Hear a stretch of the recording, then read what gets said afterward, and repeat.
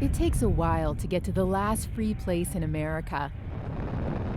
140 miles east of San Diego, farmland turns to dusty towns, which turn to parched desert land. This guard post tells us we're close. This whole place used to be a military base. They left concrete slabs, giving RVs a place to park and inspiring the city's name. Soon you start to see Slab City's makeshift homes. Some come here to escape society, some are destitute. You'll see when we pull the ropes up. And every year, this motley community does the unlikeliest thing. They throw a prom.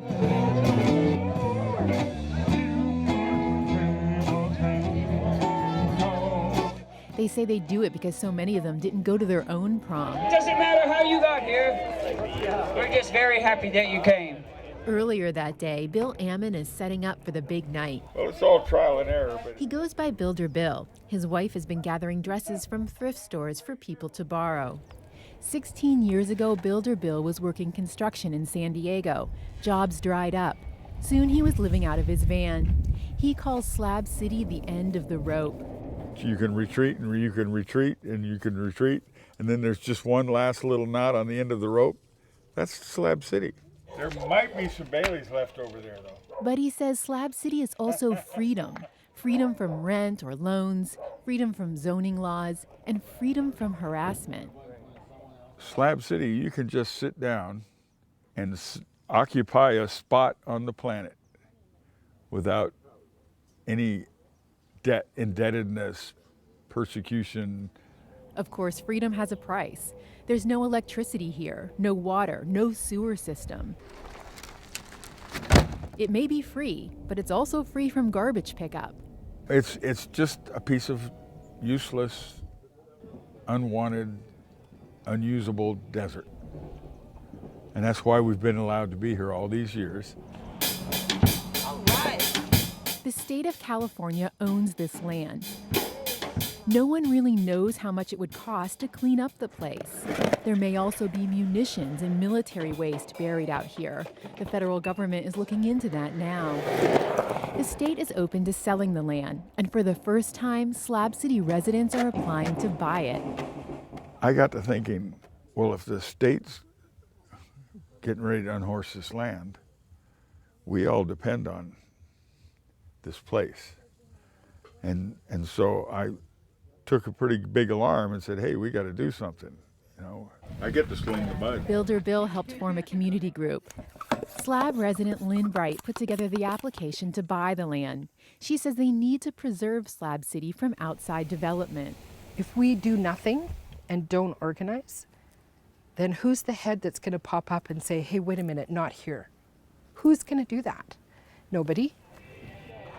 It's not clear who would want to buy and develop this land, but the mere threat of a sale has shifted the thinking out here.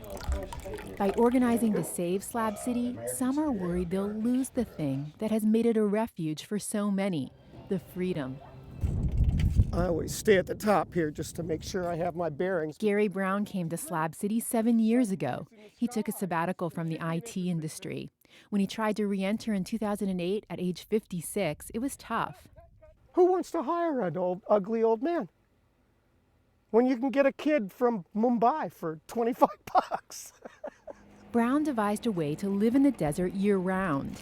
He built an insulated room inside his RV where he can control the temperature. He calls it the Cool Cube. And this cool tropical breeze just washes all over my body, and it becomes a Zen-like experience. Brown is adamantly against Slab residents organizing to purchase the land. He says that would bring the one thing Slabbers fear most, a landlord. If this place has to submit to building codes, the slabs goes away. Brown wants the slabs to be there for people who hit rock bottom, including those fighting mental illness. So that the really crazy people can at least fit in and live. And I think that's important. It went a long way to slaying my demons. But Bright says it's time to take responsibility of the land. Yep, we're going to have to help in a positive way in terms of cleanup. We're going to have to engage with different levels of government. She says they have no intention of charging rent. It was her late husband and builder Bill who came up with the tagline, "The last free place in America." We're going to have to grow up and still maintain somehow the last free place in America. Later at the Slab City prom, no one is thinking about land sales. There's a new prom king and queen. This year's prom king and queen. It will be months before the state decides whether to sell them this land. This poor community will then have to raise the money to buy it, which leaves the future of Slab City uncertain.